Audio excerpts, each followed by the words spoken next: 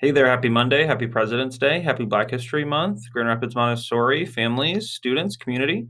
Mr. Morse here with another day of Black History Month reading. Here it is a day off, but we never take a day off from Black History during the month of February. We're going to learn today about orator and abolitionist Frederick Douglass. He lived from 1818 to 1895. Born enslaved on a plantation in Maryland, Frederick was separated from his mother as an infant.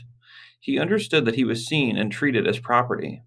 When he was 8 years old, he was sent to work for Few Auld, whose wife taught Frederick how to read. It was illegal for a black person to read and write, a tactic used to keep the enslaved from advancing. When Hugh found out, he put a stop to their lessons, but Frederick had learned enough to be able to teach himself.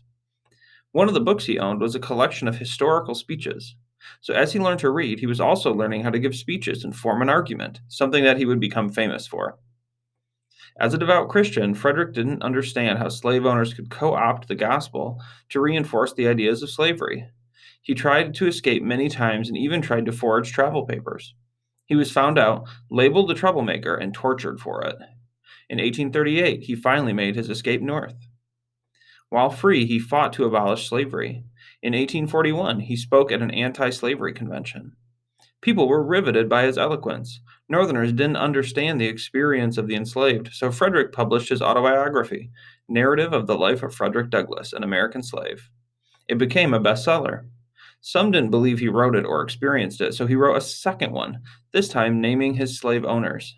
It was a risky move, and he had to go to the United Kingdom to avoid recapture. There, he gave speeches, and two of his supporters negotiated to purchase his freedom back in the United States. He published anti slavery newspapers, including the North Star. He took his words of abolition to President Lincoln, advocating for the rights of black Union soldiers in the Civil War. He also supported women's suffrage.